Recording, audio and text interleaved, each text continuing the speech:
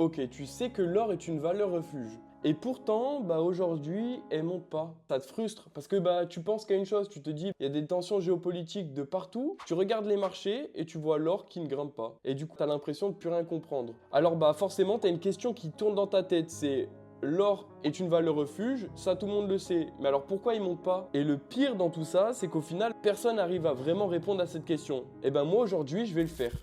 Je vais t'expliquer les 6 vraies raisons, de la moins importante à la plus importante. Et crois-moi, la dernière, elle va vraiment changer ta vision du marché. Et dans le contexte actuel, je vais t'expliquer pourquoi tant qu'il y aura la guerre entre les États-Unis et l'Iran, l'or ne montera pas.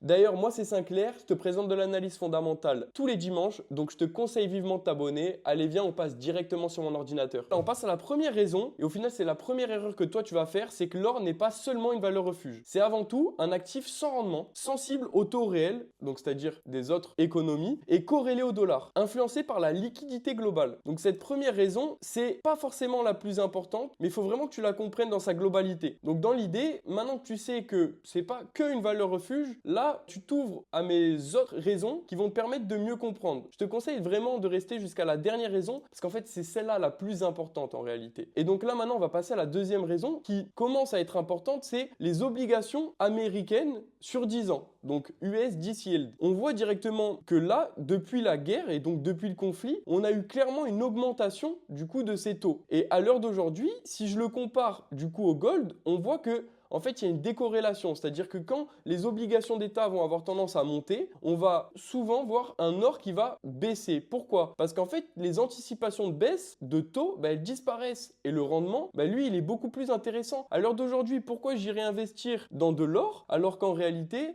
j'ai une possibilité de gagner 4% sans rien faire. Il n'y a aucun intérêt à aller voir l'or. Maintenant, on passe à la troisième étape qui devient encore plus intéressant. On sait que là, c'est l'indice de devise du dollar. On sait que du coup, l'or est corrélé du coup négativement au dollar, comme je te l'expliquais juste avant dans le première raison. Et donc, au final, ce qui se passe, c'est que quand on voit un indice donc du dollar prendre beaucoup de valeur, sachant que le gold est clairement coté en dollars, donc c'est-à-dire pour acheter de l'or, tu es obligé de l'acheter en dollars. Quand le dollar du coup prend de la valeur, obligatoirement l'or devient plus cher pour le reste du monde. Pourquoi? L'or va devenir du coup moins intéressant obligatoirement vu qu'il nous faut plus de dollars, donc plus d'argent pour acheter la même once d'or. Donc au final, la demande mondiale baisse obligatoirement. Donc c'est pour ça que quand on a un indice du dollar qui est obligatoirement du coup haussier, on va avoir une baisse directement sur l'or. Et là, je peux te le montrer directement avec du coup l'indice du dollar face à l'or où on voit directement qu'en fait il y a une corrélation négative, encore une fois, donc dans cette situation. Et c'est là au final que tu comprends que le problème, il n'est pas dans la peur du marché, donc dans les valeurs refuges, il est sur dans quel scénario on est. C'est-à-dire que face à un Covid, face à un crash financier, à une déflation,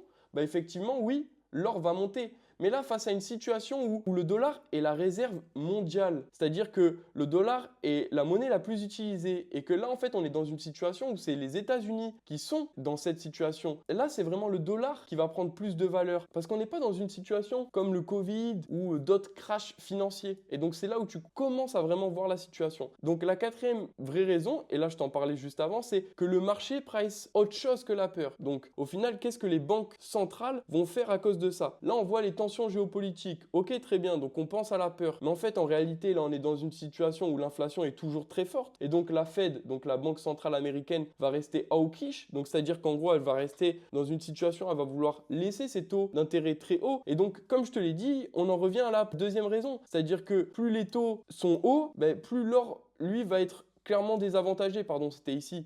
Plus l'or va être clairement désavantagé parce que là, on a un taux à 4% sans rien faire. Pourquoi investir dans l'or alors qu'en plus, on a un dollar qui prend de la valeur, donc des onces d'or plus chères à avoir. Et au final, dans une situation où il y a encore de l'inflation à gérer et avec une banque centrale qui va vouloir, elle, du coup, continuer à augmenter ses taux d'intérêt. Il n'y a vraiment aucune raison. Et donc là, on arrive à la cinquième raison. On voit aucun retracement depuis 2023 sur l'or. La vérité, c'est que tout le monde a acheté. En fait, il n'y a plus d'acheteurs potentiels. Elle est là, la réalité des faits. Donc, quand il n'y a plus d'acheteurs potentiels et qu'en plus de ça, on voit du coup directement la guerre en Iran qui commence, l'USD qui prend de la valeur, les taux d'intérêt qui augmentent avec une inflation persistante, bah en fait, c'est le seul moment où on a enfin une raison de pouvoir vendre tout simplement le gold. Et donc là, maintenant, je te propose une sixième raison, et c'est celle-là la plus importante, c'est celle-là que je voulais te donner, et c'est sur celle-là que je vais te laisser, parce qu'en fait, il y a plusieurs risk-off, il y a plusieurs sentiments du risque. À l'heure d'aujourd'hui, le sentiment du risque n'a pas la même réaction de partout.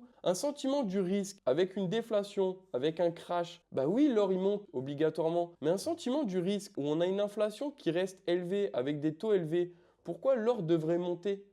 Il y a d'autres devises à valoriser. Le franc suisse, le yen japonais, du coup le dollar dans cette situation.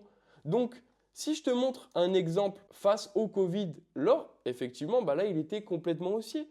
Dans d'autres situations, il va être haussier parce qu'il endosse quand même son rôle de valeur refuge. Mais là, dans une situation face à la monnaie de réserve mondiale, comment tu peux voir l'or qui prend de la valeur alors que l'or est obligatoirement corrélé négativement au dollar, sachant que l'or est coté en dollars en plus de ça? C'est impossible. Donc voilà, fais-le moi savoir si cette vidéo t'a plu. N'hésite pas à me faire un petit commentaire pour me dire ce que tu aimerais comme autre vidéo. N'hésite pas à lâcher ton pouce bleu, ça me ferait extrêmement plaisir. En tout cas, c'était Sinclair. J'espère que la vidéo t'a plu. Moi, je te laisse. À dimanche prochain. Bisous.